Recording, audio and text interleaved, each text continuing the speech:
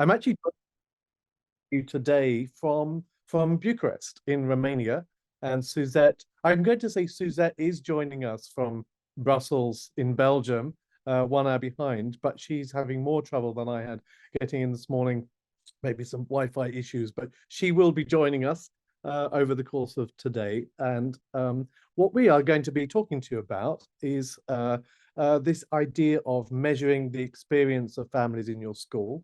And whatever brought you to this webinar, it may be a general curiosity or about what does it mean to measure the experience, or it may be that you have ventured into the world of student parent surveys, some such thing, and are wondering about how you can move beyond some of the strategies and tactics that you've already begun to implement that measure how families might be thinking about school in your particular context. And we're very grateful for the opportunity to share with you through the EARCOS network that through Ed and others that we've known and appreciated for many years now. The way this is going to work is that we are going to have some time where we are going to put you into breakout groups to have some connection with one another, but we're also going to have some interactivity through Menti. Many of you, I'm sure, have used Menti before. That's a way of maybe gathering some insight and reaction from you. So if you haven't done it before, there's two ways you can get into Menti so we can get your feedback. One is that you take your phone and you point it at the QR code and put in you'll be prompted, you'll go straight to the questions. Otherwise you go to menti.com and you can put in that code there. And I see that 3 or 4 people have already done. You can either use your phone or your computer browser as you wish. And these joining instructions with this code will be on the top of all interactive screens. So what you should see if you go there is right now, if on your phone or on your computer, you'll be prompted to give a little thumbs up. So I see that at least 4 people have done that so far. Okay, so that number's growing, and thank you very much for already participating. So the next question in this, just to get used to it, and this is going to test a bit of dexterity, is it would be very interesting to see where you're from today, the people who are on this particular webinar. Obviously, if you're listening to the recording, it's going to be more difficult for you to do this, but we can simply slide the dot to the part of the world roughly where you're coming from today, and it will be interesting to see where people are from. Obviously, if like me, you're coming from a small country called Belgium, far, far away, then your figures are going to have to be a bit more dexterous than those of you from Australia here or China.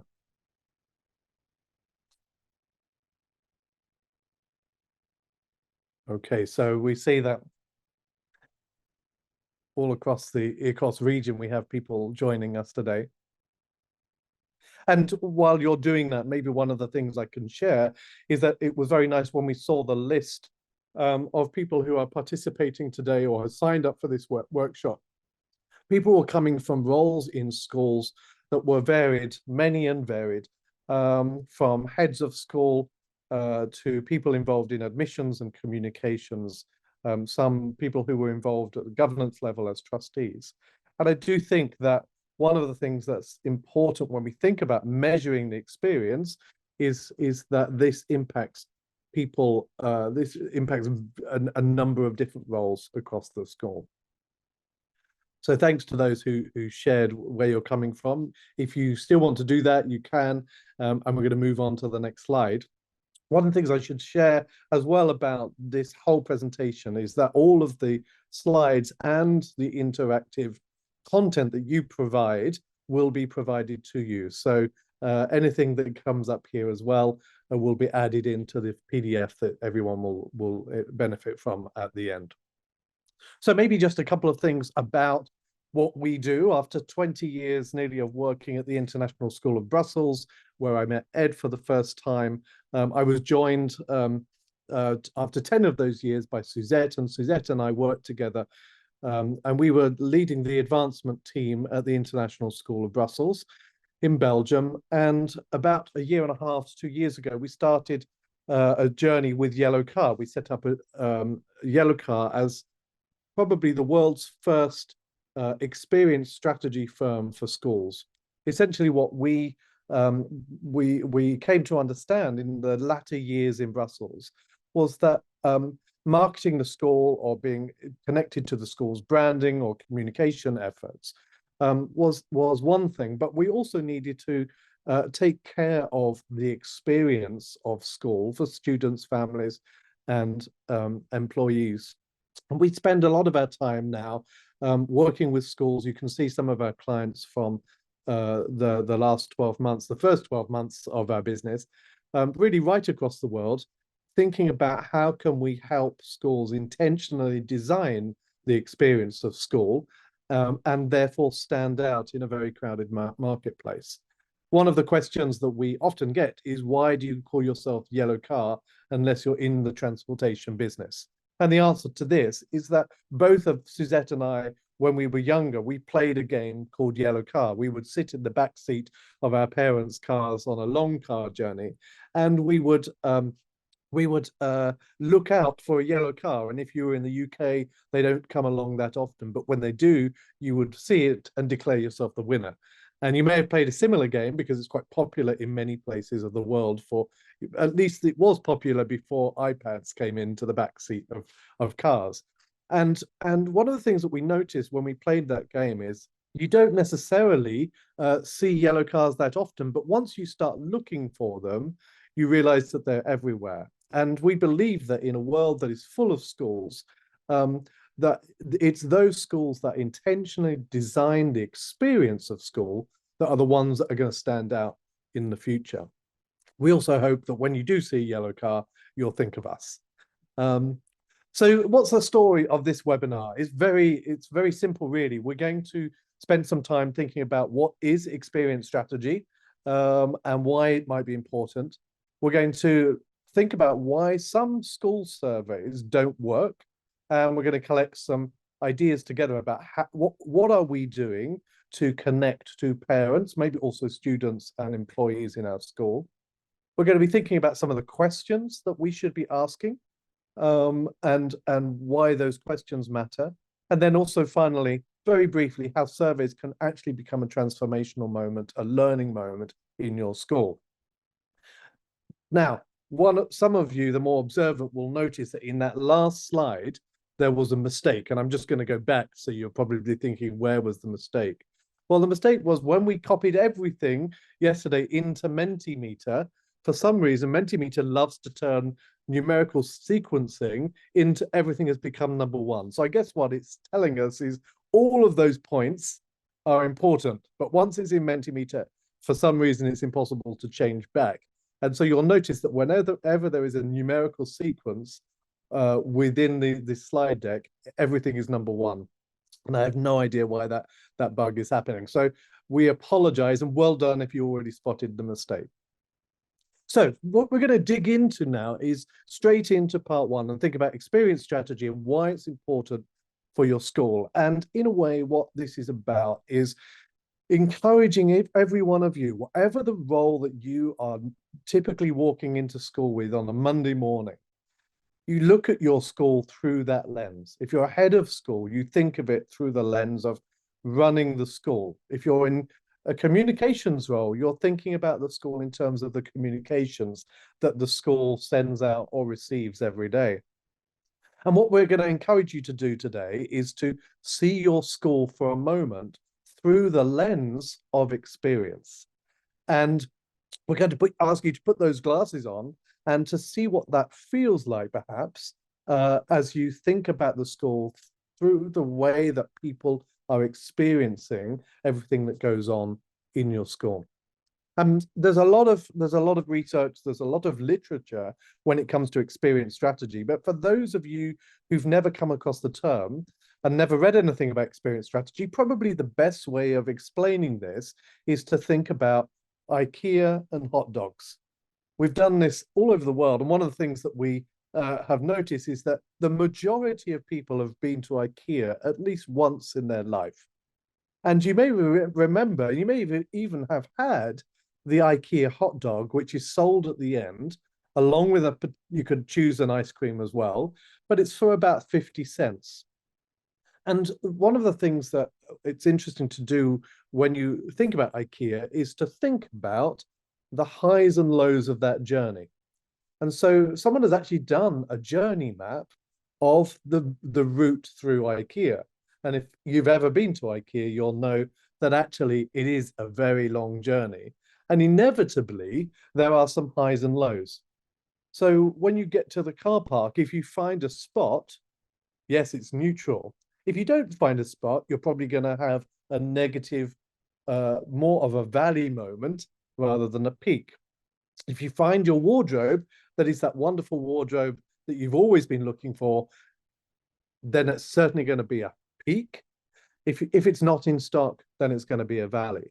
And if you look at the end, you'll see what happens to that experience at the end. You see how it goes up precisely because of the ice cream of the hot dog or the ice cream. And this is IKEA have placed the ice cream or hot dog at the end with some intentionality. It's not just there by chance because they're designing an experience.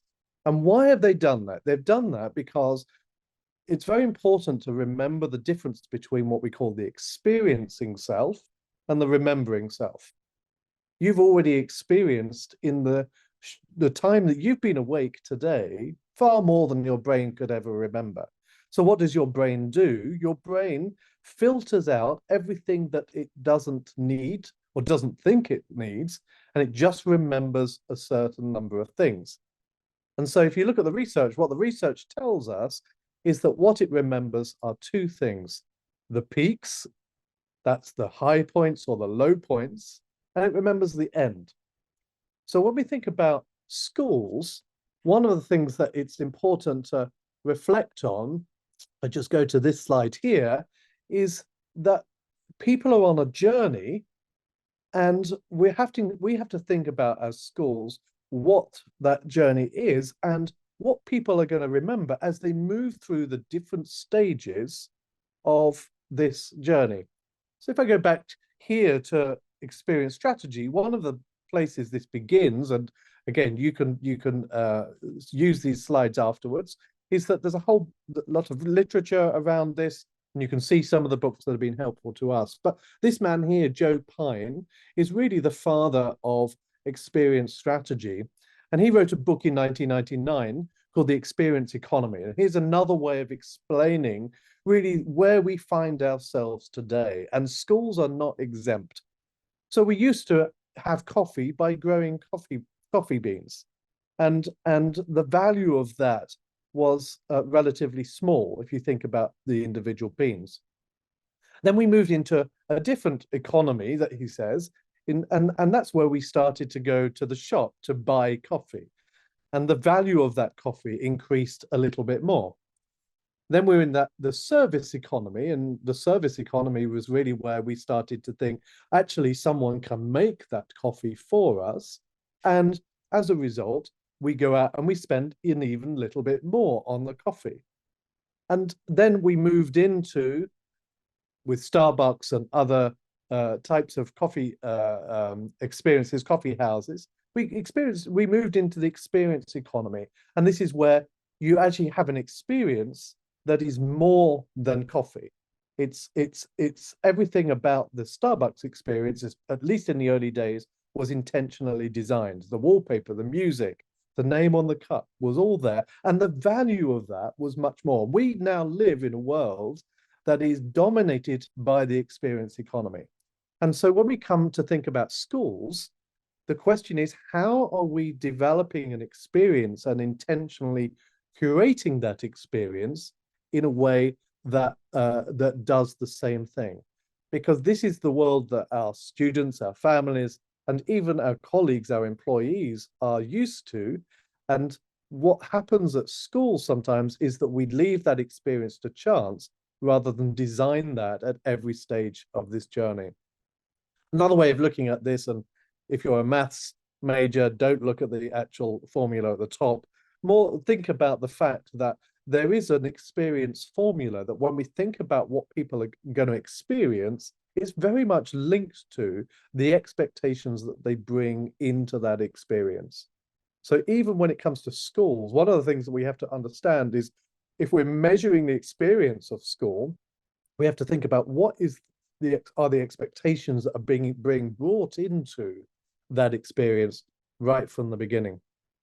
And to help us curate experience, without going into this in too much detail, really we're thinking about three things. It's about how we tell the story of our school, how we connect people to that story and help them find their place in that story, and how we manage a set of processes that enable these two things to happen. And so all of the things that we do in school can probably be linked to these three domains. And these three things are influencing how that experience is being felt. It also, we can look at it through another lens and think about there are certain things about an experience that need to be in place. Those are the foundational elements. You can't have a school without certain things being in place. You could say that a school's website today is probably a foundational element that would be an expectation. But there are certain things that move us through this realm of these are things that improve the experience, that enhance it. And then there are these magic moments. If you think about the last time you went to a great hotel needs a bed, a warm shower, and it needs a clean room. But there are things that improve that experience for us, maybe a good restaurant or a spa. And classically, the chocolate on the pillow is that moment, unless it's not very hot day and no aircon, is that moment where you come back into your room and you have that little surprise, that wonder, or the way you're greeted at reception by someone using your name. These are moments that actually change the experience for us. We don't, though, make it easy when we do this at schools. This is obviously not the car park at the International School of Brussels, where I used to work, but sometimes when we think about the communications that we send out, the experience that people have, it certainly can be more difficult. And the reality is that some people experience our school a little bit like we might be experiencing these signs. And so what we're going to do is I've given you if you like, I've asked you to drink from a fire hose when it comes to strategy, experience strategy. These are 8 principles. And if you want to take this QR code now, snap this. Here's a document that kind of captures some of these things and elaborates some of the things that are important when it comes to experience strategy. But what we're going to do is going to go into breakout groups now, just for about 7 or 8 minutes. And the question that, apart from introducing yourselves and just saying where you're from, maybe think about, talk to one another about whether you've come across this term before, whether it's something that you're resonating with, what do you connect to, and what maybe you find yourself wondering. And what we'll do is we'll come back in about 7 or 8 minutes, and we'll just go have a minute or two of feedback, see where that conversation takes you. Okay, welcome back, everybody. It's good that you came back, and hopefully you've had a chance to have some conversations with one another about experience strategy, maybe a term that you've heard before or you're well used to. And if not, maybe there's now an opportunity to at least grab some of the essentials, or remember why IKEA have that hot dog the next time you go and have your IKEA experience. And what I would suggest you do is, if you want to share something back, maybe share it out using the chat function, just things that maybe you're connecting with, or a question that you found yourself wondering. We'll take a look at that through the course of this, and if we have a little bit of time at the end, we'll address some of those questions. And if not, you may find that we are addressing them through the course of this session today. Now, I'm delighted that Suzette has joined me. It's some really awful hour somewhere in the middle of the night over there in Brussels. So I want to joke and say I'm going to hand over the rest of this presentation to Suzette, but that would be unfair. So Suzette, Yeah, I'm going to go to the next slide, and perfect. Thanks. there's a Yeah, nice long slide for you. thank you. Thank you. That's payback, isn't it? Yeah, so why is it important to look at experience strategy? And I think maybe one of the first things we want to say there is that it is not just a nice to have, it's becoming more and more essential. And of course, it should have a significant impact as well. So what is the impact if we are looking at redesigning or being more intentional about the experience that we are creating? Well, first of all, of course, it should have an impact on that actual experience of life and learning in the school. It will change what people are saying about you. Your word of mouth should be in some way more controllable. It should have an impact on the bottom line. So your enrollment should increase as a consequence of the positive word of mouth.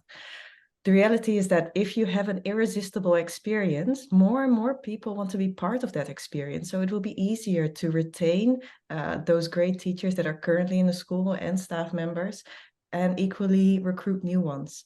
And people want to get more involved. So whether that is by supporting and giving their time, or whether that's in terms of fundraising. And ultimately, if we are really intentional, particularly about those moments, like that popsicle hotline that David talked about, if we are intentional about that, we can change and have an impact on what people will actually remember way beyond their time at the school. So that's a bit about experience strategy. We're going to now think about school surveys, and why some of them maybe don't work as well as we hoped. And what we're going to do is just think about a survey for ourselves right at the beginning. So here's 2 or 3 questions, and what we want you to do is you go back to your phones or your Menti window on your browser, and there's 3 questions for you to think about. Think about where you are in relation to your school right now as an individual, and answer these 3 questions about the extent to which you maybe feel happy and motivated. Do you feel connected to those around you? And as an individual right now, do you feel like your school is a place where you belong? Or just wait a couple of minutes for people to put in their scores, and you can see the results coming up here.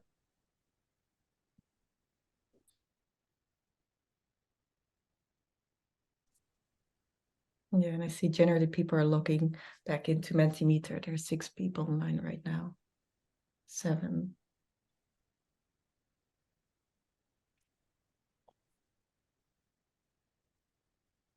So as you do this, and you've given your score, one of the interesting things about even these 3 questions that we notice is that typically, and this is actually a relatively high scoring survey, it's a simple survey, and it's good to see that you're really edging up towards around 4.5 out of 5. And when we do surveys at schools, often if we and we've done surveys for many years in Brussels, and if we got 4 out of 5, we'd be saying that our school is a place where people feel happy, they feel connected, and it's also a place where really the majority of people feel like they belong, and we'd congratulate ourselves and feel like we've done a good job.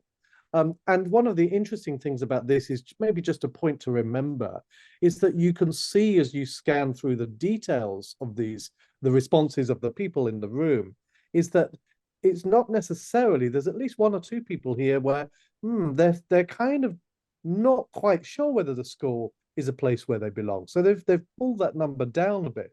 And actually, if we did this with more people, what we'd certainly find is that there'd almost always be people giving it a 1 or a 2. And so when we think about surveys, one of the questions that we might want to ask is, are we focusing on just getting 4 out of 5 and patting ourselves on the back? Or are we using surveys to really dig into what is the experience of people in our school, the students, the families, and the employees in our school? And are we asking the right questions to uncover some of these things, even what the extent to which they are happy, feeling connected, feeling that this is a place where they belong? And of course, there's plenty of cartoons out there, you may have seen some of these before, that just remind us that surveys are complex, they can be difficult, and they can simply be one of those frustrating moments. I like this one in the middle about the guy who clearly wants to retire, but isn't sure that 5 years is enough to fill out the latest survey and is maybe going to have to wait, postpone his retirement. Yeah, so maybe it will be interesting to see what kind of surveys you're currently doing in school. So go back to Mentimeter and write some of the surveys that you know that are currently in place in your school or that you are responsible for.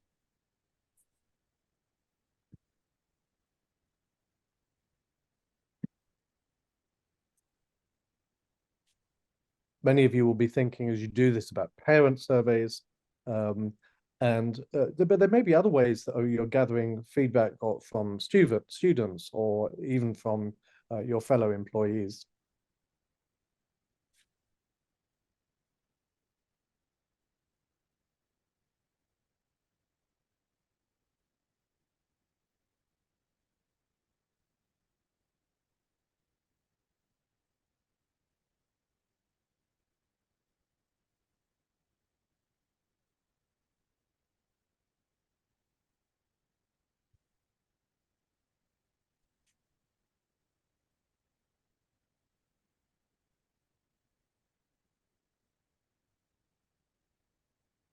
And a general satisfaction survey.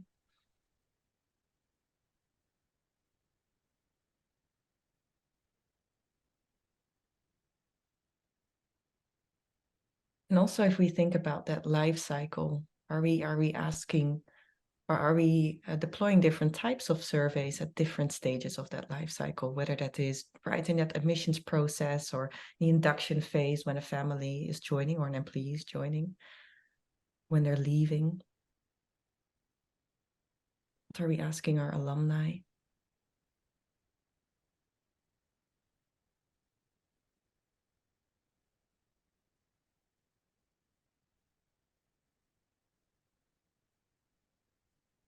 And as we look at the picture that is developing in front of us, from looking at what you are doing, these kinds of responses are actually very common, where we see one school doing one thing, another school doing another thing, and those things can be very coordinated in some schools.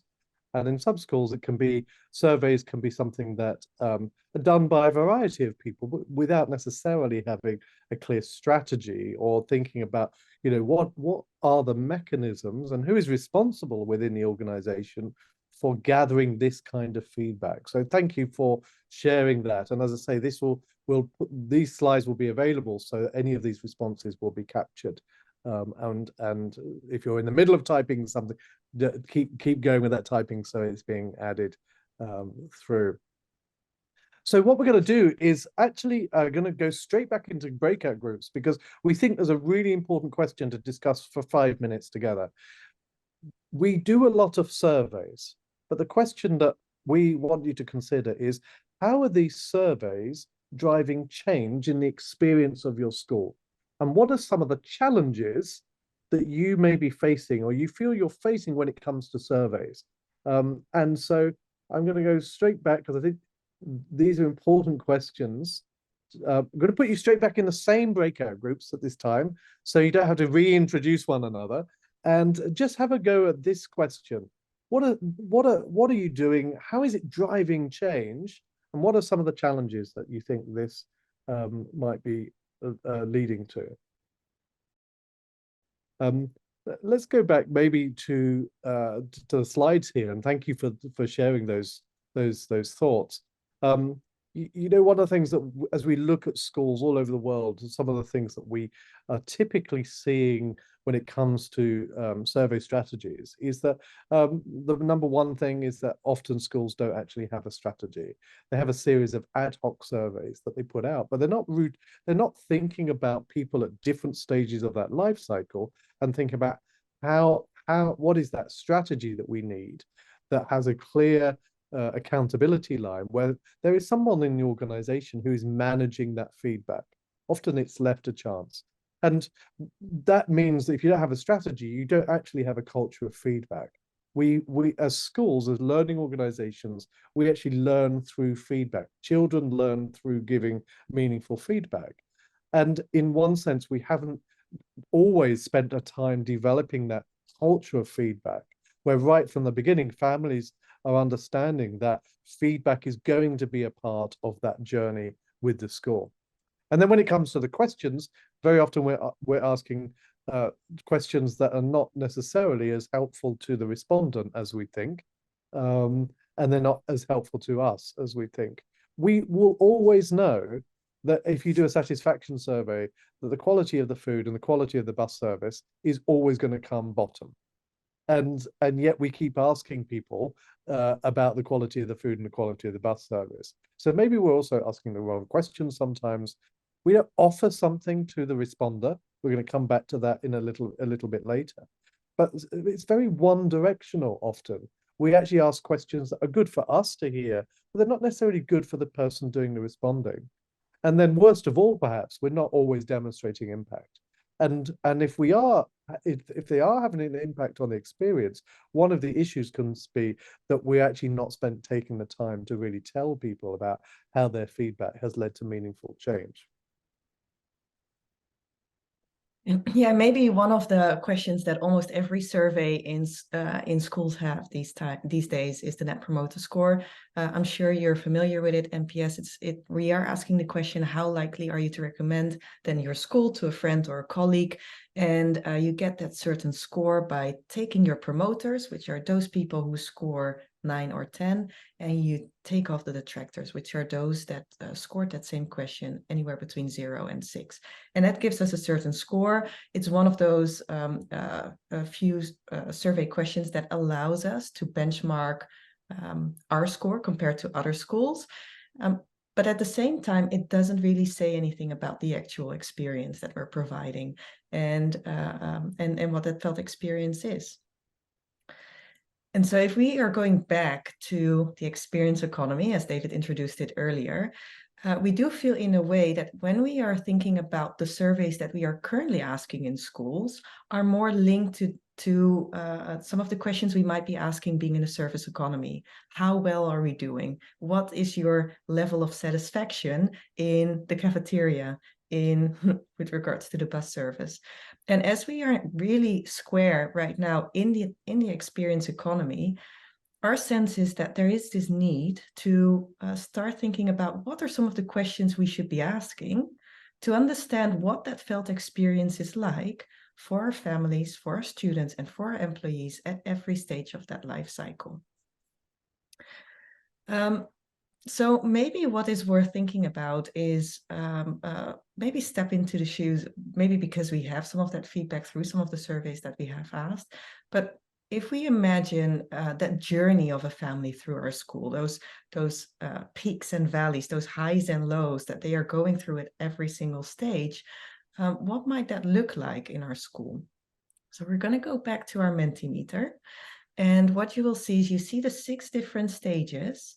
And if you think about that family experience in your school, how would you rate that on a scale of 0 to 6? And then you put those sliders right where you think it is. And that should give us a sense of what the experience is like in schools right here in this room. So, and obviously, as you do this, we're going to see the aggregate scores come up. But we're going to see whether or not there's a pattern that emerges as you put yourselves into the shoes, let's say, of the family right now, and think about, for example, their admissions experience. How would you score that? Putting yourself in their shoes and thinking, what does that feel like? So we begin to see a pattern emerging that maybe helps us understand if we were to do a survey right now, today, for all of the schools represented here, where we think the results might come out high and where they might be a little lower. Wait just another minute or so to see where we land.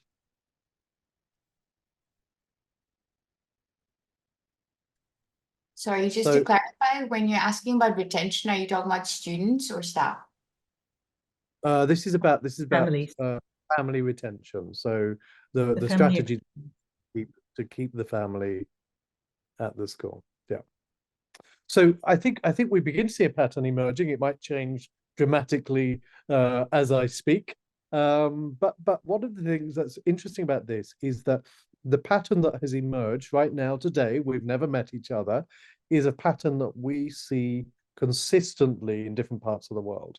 And so as we think about experience, you'll one of the first things to notice is that attraction and that admissions phases of this life cycle have been rated quite high. And then it's high again when you come to the engagement phase. This is when families are in your school and they are connected, they're engaged, they're attending events, their kids are going to school every day. And then what's interesting here for us is that alumni is relatively high as well. And that tells us something about in this region, because there are some regions of the world where the focus on the alumni is actually relatively low. So we see a number of places where that experience might be high, and then a number there are two that are below that score of 5: induction and retention. And one of the things that we are curious about as we think about this is, why do some of these trends consistently appear? Well, one of the reasons for this, almost certainly, is that when you think about attraction and admissions, it could be that everybody in the room today is working in those domains, and therefore you've just naturally scored yourself higher. Could be that. It could also be that within your school, it's very clear who is responsible for that experience. So if you think about the web experience in the marketing phase, you probably have someone who is responsible for the website. And equally, you have someone who is responsible for admissions, and they are curating that experience with some intentionality and some control and responsibility for doing so. When it comes to retention, though, very often in a school, it's much more difficult to say who is responsible for keeping families and making sure that they remain in the school. Is it someone's accountability? And often the answer will be it's a variety of these 3 or 4 people.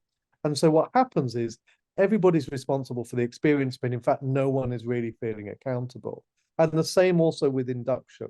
And so one of the things that is interesting to think about is where are those lines of responsibilities? And where is it likely, therefore, if we look at these scores, where is it likely that people are feeling more positive or less positive about the experience that they're having? And one of the other points that we would often make at this point in engaging in this conversation, and there's probably a whole workshop just around this, is that we do feel that in some ways school is a little bit like a game.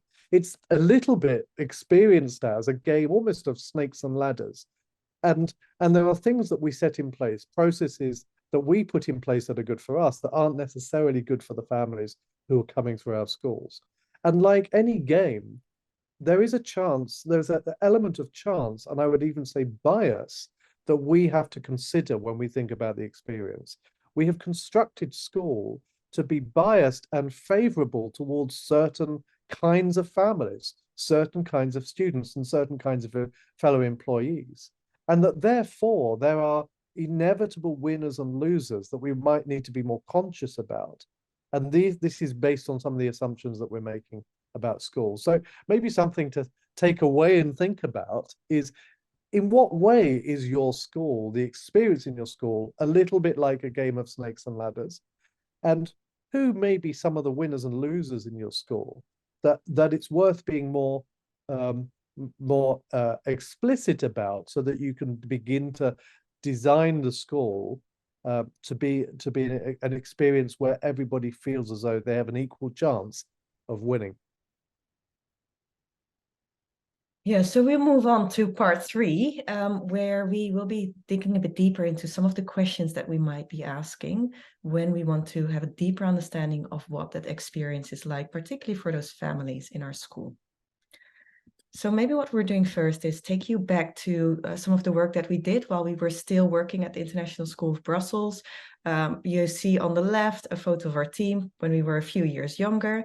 Photo in the middle is a photo of our school. So we were, International School of Brussels is a K-12 school with around 1,350 students and more than 60 nationalities. And because it was Thanksgiving yesterday, also a photo on the right on how we would work together as a team and how we would celebrate Thanksgiving all together with our families on a day like that.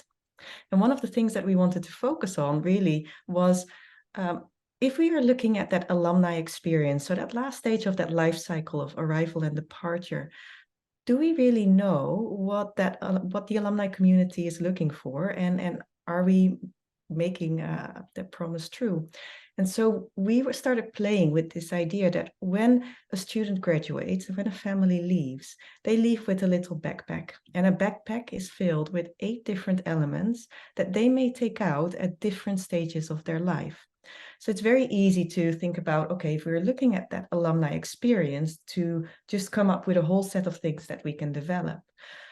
But we do need to recognize that that alumni life goes from anywhere between 18 years old and somewhere in their 90s, and that they might want to take out different elements at different stages of their life. So there might be moments where they feel more connected, or they want to be more connected, or where there is a higher level of nostalgia when they think back about the school, or maybe where moments where they would be more willing to give and have that sense of generosity. And so what we started to do is thinking about how can we better understand what that journey is like for an alum when they have left the school, and how they feel connected to those 8 different elements, and when they might want to take out a particular element more likely than another. And so what we started doing is ask our alumni community a few questions linked to those 8 elements to have a deeper understanding of what that wavelength might be of generosity, of gratitude, of belonging, of connection, etc. And to see if we can adjust our strategy based on that. So here are some of the outcomes. We launched that survey to our alumni. We had a few hundred replies. And these are some of the wavelengths that came out for us. So here, looking at nostalgia, some of the questions that one of the questions that we would ask there was, we look back on the good old days and smile. And what you see is that how initially, right after an alum leaves the school, that nostalgia tends to go up. And it goes up way until probably their kids leave the school. They've made their own family, their kids are now moving out, and then it kind of levels out. If we are looking at the wavelength of generosity, for example, it is no surprise that initially, when we are in our 30s and we are building our career, we are building our family, that we might have less capacity to be generous and to give back to the school. But do you also see that when anywhere between 60s or anywhere in the 60s, that level of generosity goes up? So what does that mean when we're thinking about that strategy that we are creating and the link to fundraising or coming back to school to talk during a career fair? What would that really look like? And then another one might be connection. So how you see how generally over time the connection decreases in a way. It's also here for us, it wasn't with the strategy that we had in place when we started this, it's no surprise that when our students or when our alumni are between their 20s and 30s, that level of connection goes up because we ask them to come back to our campus for their 5-year reunion and for their 10-year reunion. But generally, you see that even though it might have a nice increase from time to time, it does decrease. And so when we started looking at those different wavelengths that were appearing, we were trying to imagine what might be some of the stories that are underneath that. What is this data actually telling us? What can we take away from it? What can the impact be on the alumni experience that we are trying to create? So are we going back to that idea of game of school, and let's talk about the game of alumni. Are we biased to alumni at different stages of their life cycle, or are there ways for us to start thinking, okay, maybe there are ways that even when an alum is starting their family somewhere in their 30s and they feel nostalgic, that we can create a moment for them that makes them feel equally as connected as when they were just before. And what does that mean when we're thinking about that level of generosity, and where we do know often in schools an alumni experience is set up not just to connect with our alumni, but also to start doing fundraising. What is that level of giving and taking? So what is the school giving at different stages of that alumni life? And at what points in their alumni life we will be asking them to give back in a way? And what does that mean if we're saying, well, if you graduate and you leave the school, we won't be asking you to give to our annual fund for at least 10 years, because we know you need to focus on setting yourself up. So we in some ways the purpose of this session today is not to talk about alumni, but what we wanted to do is share this was our starting point that got us into a different way of thinking about telling, asking questions to the students' families and employees in our school. And when we came across the work of Stone Mantle, you may have heard of people like Dave Norton or Aranza Savas, who work at Stone Mantle. Joe Pine, who we mentioned earlier from the Experience Economy, is also connected to this company. And they're one of the most important experience strategy firms in the world, working with a lot of corporations outside of the education sector.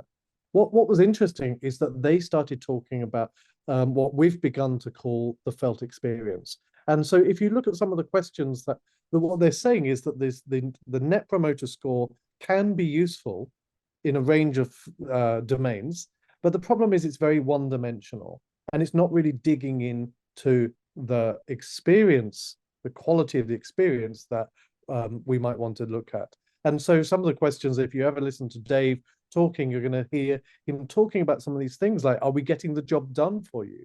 Are you getting the outcomes that you feel are most important? How engaged are you with that experience, whatever it is, whether it's going to a restaurant or buying a piece of clothing from a store or buying a new car, or even a healthcare, going to a hospital to experience some treatment. And then critically, this question right at the bottom is that they're pushing on this idea that we need to think about this idea of time well spent, because the investment in time is something that we are giving as consumers who are consuming experiences. We are choosing to invest our time. And so is it time well spent? And that made us really think about, so what does that mean for families in our school? Do they feel like this is time well spent as they invest time for their children or for themselves as part of the community of our school? And this led us to something called the Felt Experience Indicator.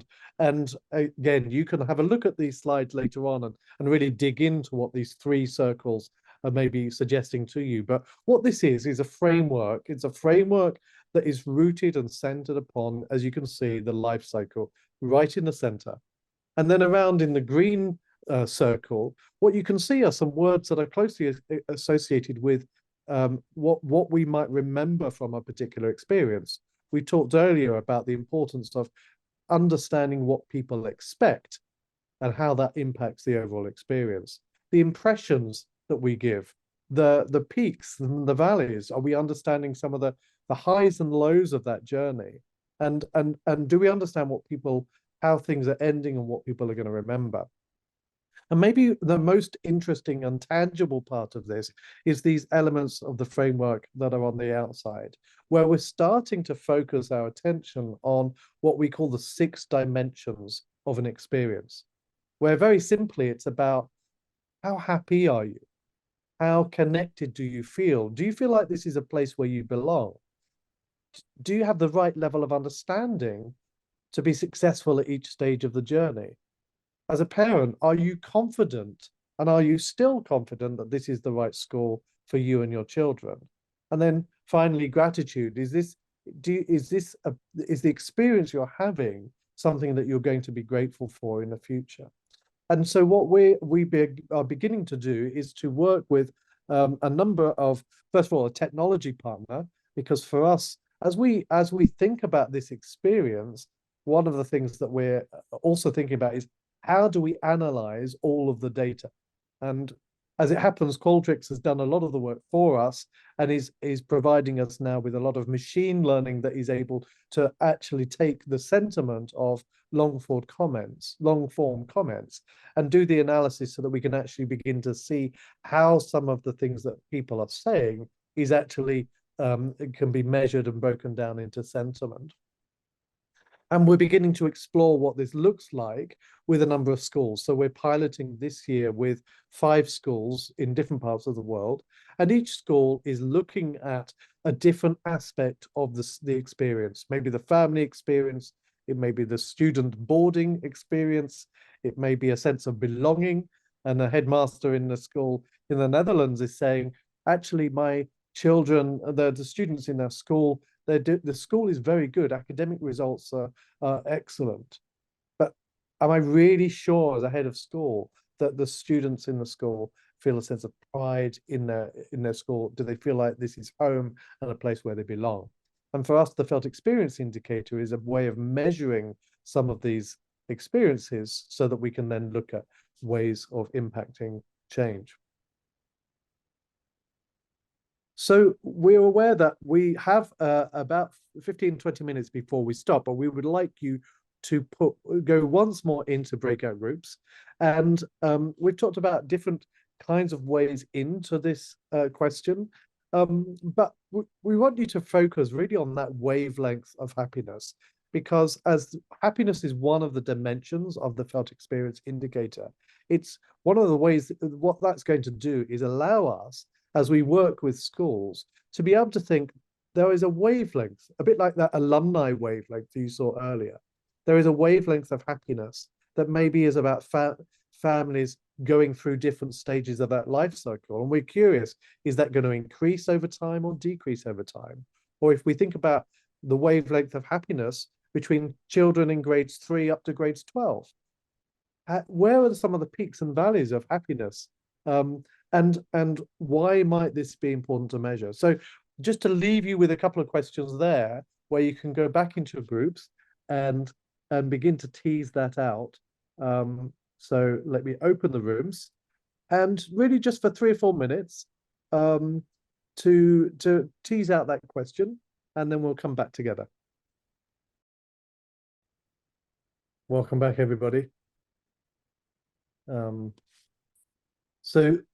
Hopefully you had at least a minute or two to dig into another thorny question, and maybe for us to respond ourselves to that second question, and why might it be important to measure? One of the things that we're increasingly convinced about is that if we ask different kinds of questions, we also it can have an impact on different aspects of the responders' experience. So first of all, we believe that using language like "Are you happy?" is actually something that most parents can understand, rather than the educational cliches that we often use when we talk to parents about school, that we think we understand, but actually they're much more disconnected to. The other thing we're thinking about is that if you present to a family that we are going to, what we find important for you is that you are happy, that you're connected, that you belong, that you understand, that you feel a sense of gratitude, and that you're confident that this is the right school for you. What we've actually done in those 6 words is provided families with a lexicon that says, this is our promise. This is what we're really focusing on. And suddenly, as the family, they're understanding in very clear and simple terms that things like happiness, connection, belonging, understanding, etc., are important. And you have given them a language by which they can now understand what the school is promising to deliver. That is way beyond kind of levels of satisfaction in something. And for us, it's going to be interesting as we move forward with this to begin to see how this can have an impact, a tangible impact on ultimately student, not just student learning, but also student well-being, as well as the entire family experience. And it might be very strange to think that my goodness me, David and Suzette are starting part 4 of this conversation with only 4 minutes to go. It's intentional, because the last part of this is that we've talked several times and said that one of the problems with the surveys that we often deliver to people is that it actually is quite one unidirectional. If you ask me whether I'm satisfied with something and I tell you it's really only helping the school and it's not necessarily helping me as a parent or as a student. And one of the things that maybe just to shift a little bit is that we can also say is that as we think about today's session, there's a forgetting curve out there on the internet, which I found it on the internet, therefore it must be true. But apparently after 31 days, you're going to forget everything but 21% of this webinar. And so one of the questions that we're going to leave with you is, what are you going to remember? What is it that you are going to take away? But we're going to, in typical form, and perhaps not surprising, we're going to end with a seminar. And I see that actually some people have completed the results already. So if you haven't already done this, then what we'd like you to do is to answer these last few questions. And we're actually going to embody some of the things that we've been talking about. So think back about what it is that this webinar has brought you, the experience of the last 80 minutes or so, or 85 minutes, and let's gather some feedback on some of the things that you're thinking about.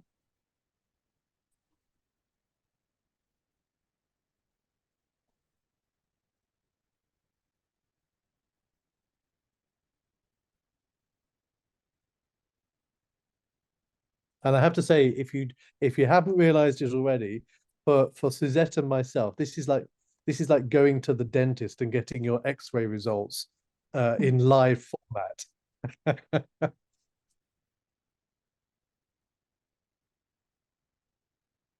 So thank you for those people who have completed this. And one of the things that is important for us as we think about this kind of feedback is that it is important. We all need feedback. We all need feedback in order to learn and grow.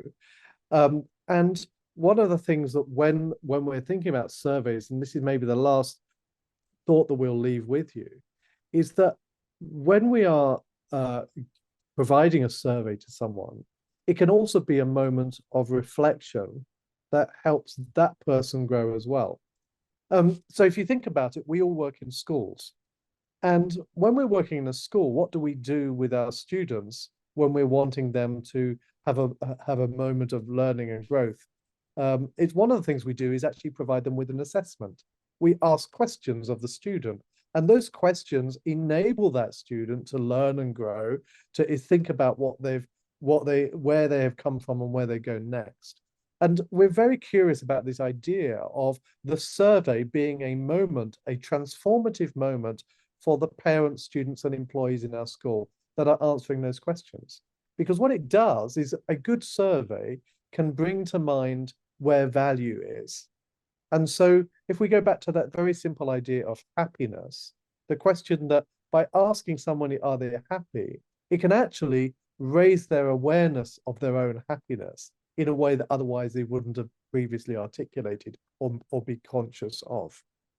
So we hope that in some small way today that we have provided some opportunity to reflect maybe a little differently with those experience strategy lenses on not only the experience that you are curating in your school, but also ways of beginning to measure that experience that are taking you away from some of the more traditional formats that you have maybe been used to so far. Yeah, so if you've tried on that new lens of those new experience glasses, and and it's a bit less blurry now, we do have this community. It's free and it's online. The Yellow Card community. There's more than 600 people like you working in schools and working with schools, connecting, collaborating with one another, sharing any wins and inspiration. So if you do want to stay connected, maybe to some of the people in the breakout room, but equally to others who started on looking through that lens of experience, then feel free to join us there.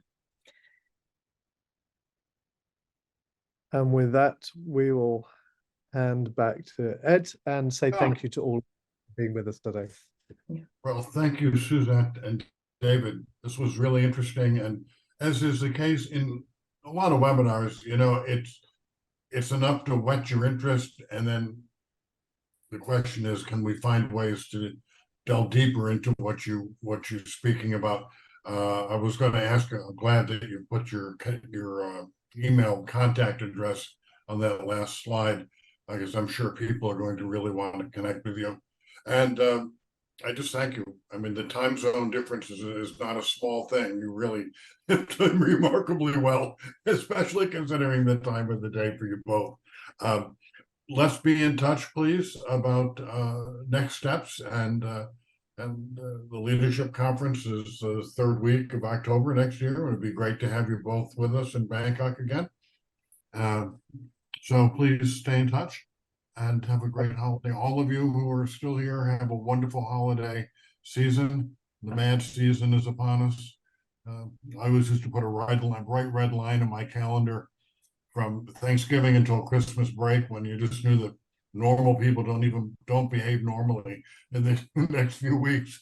It's a great stress time for school heads especially. So enjoy the next weeks and good holiday. But thank you both very much. This was really insightful, and I hope schools will really be able to take time to take advantage of what you're offering. So anything thank you very much. Anybody? Lovely meeting you. Bye. Okay, thank you so much. Monica, thank you. Thank you.